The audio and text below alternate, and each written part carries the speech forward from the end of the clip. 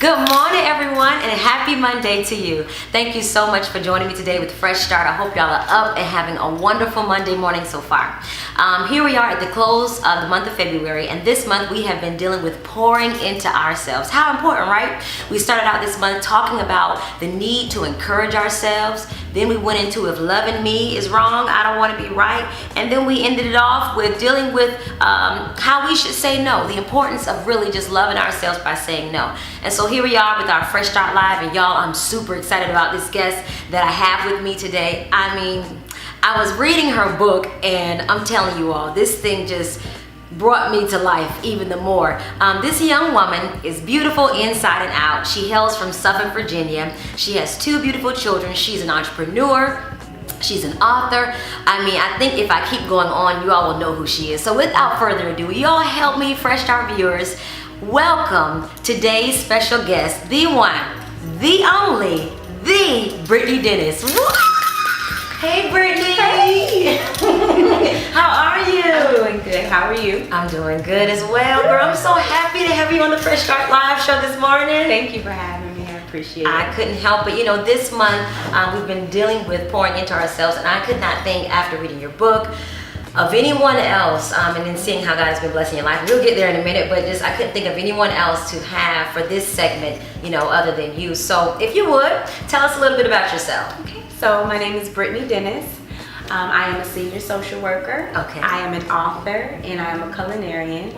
I own a business called Kitchen Therapy. Oh, okay. Yes, ma'am. So that is pretty much, and I have 2 children. I live in Suffolk.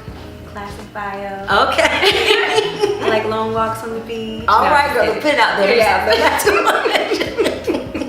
Nothing wrong with that. Well, that's awesome. Okay. Well, as I stated before, we're dealing with pouring into ourselves, and like I said, your book, you all, let me just pause, and I normally would do this at the end, but it was this book entitled In Pursuit of Me by the Brittney Dennis. It was this book that really prompted me to reach out to you and say, you know what, this month's thing, you know, is like or you embody the theme, like it's all in this book. In dealing with pouring into ourselves, this month, could you share with us, I'm sorry, I can get my words all mixed up, could you share with us how was it that you went through everything that you went through, and you can go into detail if you don't mind sharing it with us, how you were able to go through everything that you did, learn how to love yourself and begin to pour into yourself. How did all that happen? Because y'all, this young woman, and I'm not gonna say her age, she's young, just know she's super young. Oh, thank you. But she's been through so much, but I mean, just the transformation that took place, and it was so visible and raw in this book. And again, that's why I had to have you. But let me let you go ahead and answer and stop talking. So tell us, Brittney, how did this transformation take place? So honestly, about 4 years ago, I found myself at my lowest place. And so that's normally where you have a decision to make, whether you're gonna stay there or you're gonna get up. So my lowest place was right after my divorce, or separating from my husband. I have 2 children, so that adjustment from being in a marriage and going to just being a single parent is huge. It's almost like you go through a midlife crisis. Wow. So I just found myself very low. I had my 2 kids, just trying to raise them by myself. I have a child with special needs, and just really feeling abandoned, and also feeling mad at God. Wow. And depressed, very depressed. I mean, to the point where, honestly, and I don't want to share too much, let me know, but depressed to the point where I had to take pills and drink alcohol to put myself to sleep. But that's real. That's real, and these are the kinds of things that need to be discussed. Like, you know, we don't need to throw it under the carpet because it's happening every day. So, I mean, honestly, you go throughout your daily life and you're running. You don't have time to think. But when you get in that bed at night and it's just you by yourself after having someone by your side, go ahead, for 7 years, you're fine. It's an adjustment, and my mind was racing, so that's how I went to sleep. But I got to a place where I was tired of watching life passing me by. Or pass me by. So I honestly had like a come to Jesus moment. I know that's really cliche, but I had a come to Jesus moment. I said, listen, if you don't save me, like from this moment right now, I'm gonna kill myself. I had the pills, I had the alcohol, it was about to go down.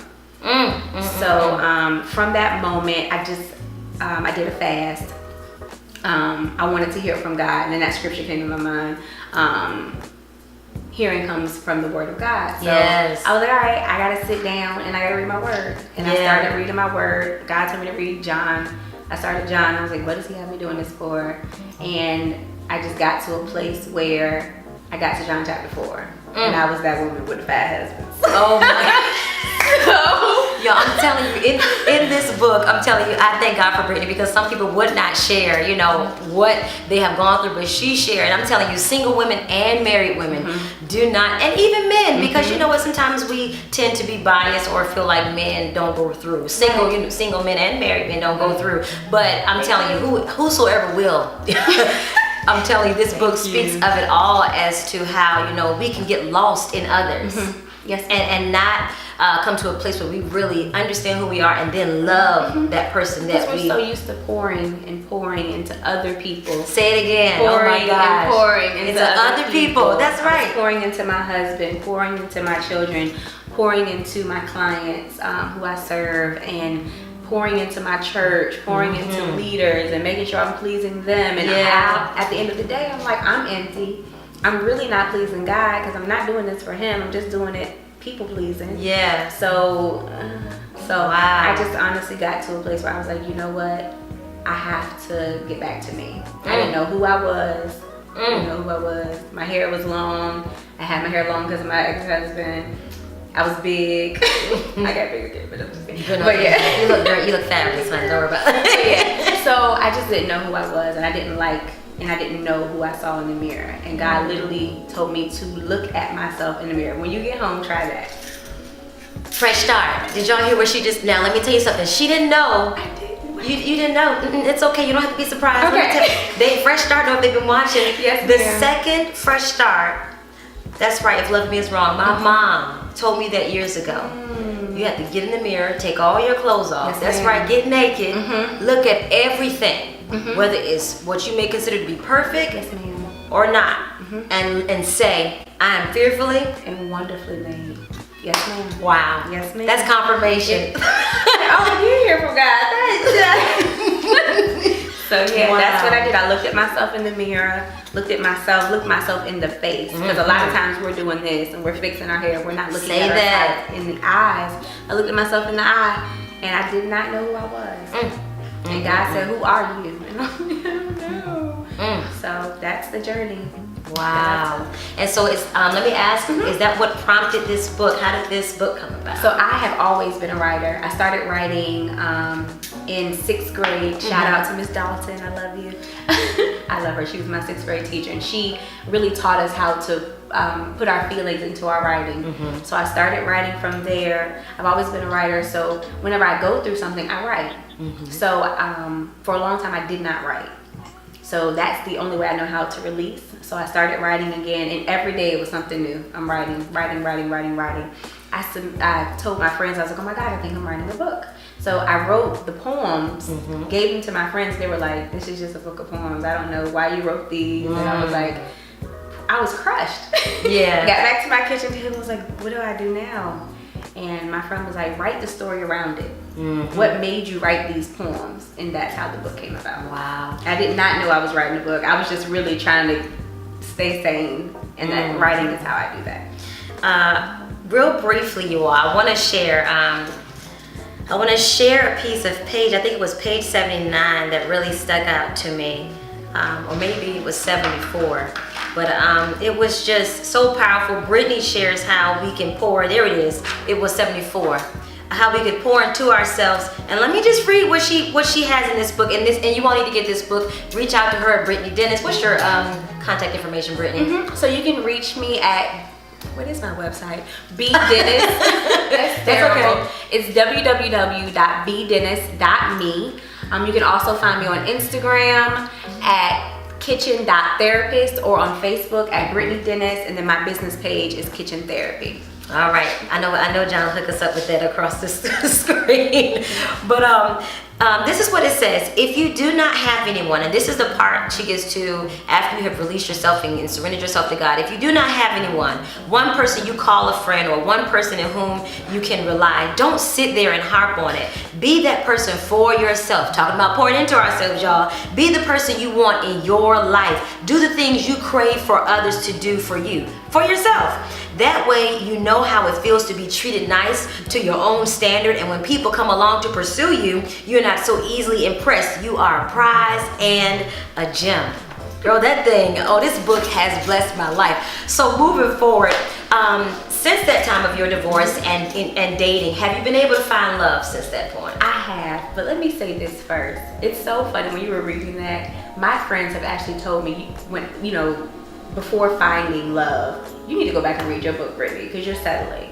And I was like, oh my God. So when you just reading that, I'm like, wow, thank you, God. But yes, I have found love. I love this. Yes. I love it. It's so real. It's so real. I have found love. Love found me.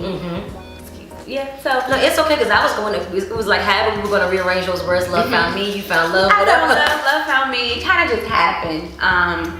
I've been in some bad relationships, even after my marriage. All of them were learning experiences. I don't regret anything.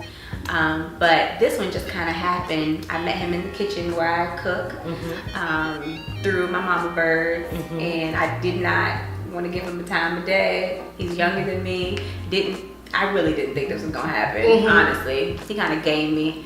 So he knows. He asked me for my phone number for me to send him a playlist. I didn't think anything of it. So yeah, he gave me. But he's pretty amazing. That's Pretty beautiful. amazing. And this is the first relationship where I have set standards unapologetically. Wow. I think we as women are afraid for someone not to like us or for someone to lose interest. And I think I had finally gotten to a point where I didn't care. I really started to realize like that, because you just read that. I really started to realize that I'm the prize, and like I bring you favor. So if you don't want me, then so sorry for you. You missed out. So that's the first relationship. I love it. You can't be afraid to say what you want, and if that person is not the person for you, then they're not the person. And that's the bottom line. That's the bottom line. No other way to put it. So what are you currently focusing on right now? I am currently focused on, so my big word for this year, always have a word, is discipline. So that's discipline in my daily lifestyle, discipline with my children, discipline with health, and discipline in my business. So God gave me this business, and I feel like I'm at a point where if I don't steward it the way I'm supposed to, I might lose it. So, that's real. Yes. That's with anything. And the business, y'all, that she's talking about is kitchen therapy. I have not been privileged to partake of this delicious food that I constantly see on Instagram. Y'all, she cooks everything. And so today, Brittney is bringing us a treat. Well, it's kind of like us, so y'all kind of get to watch us eat it and create it, or create it and eat it. So what are we going to make today? We are going to make my famous curry chicken salad. Okay. I just, it's honestly a recipe that I kind of just developed. Wow. There's a local eatery that has curry chicken salad, and it is very expensive. It's good, but it's expensive. But I was like, I can make this myself. My dad's from Trinidad, so curry is all up and through my bones. So I was like, we can do this. So it's very famous. People were loving it, so we're gonna learn how to make it today. Wow. Y'all check her out, and we'll be right back because we're gonna get some food going. All right. Brittney, thank you so much for everything. You all. We're experiencing right now, you all are too, even though you're not able to, shred the chicken like I'm shredding it, but you're experiencing kitchen therapy. Yes, you are. And I believe, Brittney, that, girl, sometimes I dread cooking sometimes, I have to admit, but I have to agree that by the time I get through it, it's so therapeutic. It is. It really is. And that's what I teach in my classes, honestly. We wear many hats as women. Yeah. So we wear many hats as women. When I get home from work, I don't feel like cooking most of the time, and I love cooking. Yeah. So what I have learned to do is kind of set my atmosphere in the kitchen. So when you get home, pour yourself something to drink. If you pour yourself some Kool-Aid in a wine glass, it just makes it feel much better. I don't know. Sometimes I pour water in my wine glass. It makes me feel special. And I turn on some music. Yeah. And I send my kids upstairs to do whatever they're supposed to do, and I start cooking. We have some rotisserie chicken. Rotisserie chicken. So when you are on your way home, you want to make a quick curry chicken salad, you go buy a rotisserie chicken. This rotisserie chicken is actually already cut up in its parts, so buy the rotisserie chicken, and we're just simply taking it off the bone and shredding it. So very quick to do. And then we're gonna add only 1, 2, 3, 4 things. Okay. And the 4 things we are going to add, of course, are curry seasoning, curry powder. We're gonna add sofrito. Sofrito. Sofrito. I learned a new word. Okay, and is that a Trinidadian word? Okay. So it's actually, I think sofrito is Spanish. I had the rolling R, so I felt like it was a little bit. Sofrito. It makes you feel like you're doing something. I know. But sofrito, some people call it green seasoning. A friend of mine, Jasmine, calls it magic seasoning because it really is magical. It is what you would call a wet seasoning, and it's just a mixture of herbs mixed up in a blender, and we add sazon seasoning. Okay, sazon. Sazon. So you are not cooking unless you're using your sazon. Now, is that French? No. Spanish. Okay. I don't even know what it means. You had that on. You know, sazon. It did kind of sound a little French. It sounded like a little. Girl, but it's a seasoning by Goya. Okay. Gotcha. Yep. So next, you have all your chicken shredded and nice and all off the bone. The next thing we are going to add is the mayonnaise. So I'm gonna add a little bit of our red onion. So we are going to add the curry powder. Okay. And I'm gonna add, to start, only about a teaspoon. I'm not measuring, I'm so sorry. It's fine. All right, that's about a teaspoon. Okay. And mix. Good job. I feel like you're really in my class talking about good job. It's okay. I think my mom would be proud. Thank you. I think she would too. So I don't see my curry, so I'm gonna keep adding. Okay. Keep adding. And so I know I'm gonna hear some flack. I am doing a vegetarian challenge, but for the sake of this, You sure? Okay. Watch me like this. Oh. It's not a game. Y'all, I had to do this for work. Okay, we'll eat it together. You ready? We will. Just make sure you tell them I ate it for work. I will. She ate it for work, y'all. Ready? Okay, ready? Okay.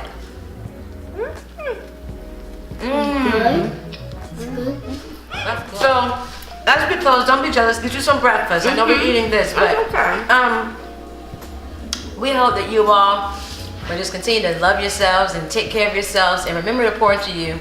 As we continue to walk in the year of divine manifestation, you have to love yourself and take good care of yourselves and treat yourselves the way God would want you to treat yourself. So don't forget that yesterday is not your today. Your today is not your tomorrow. God has given all of us a fresh start. Be blessed. Praise God.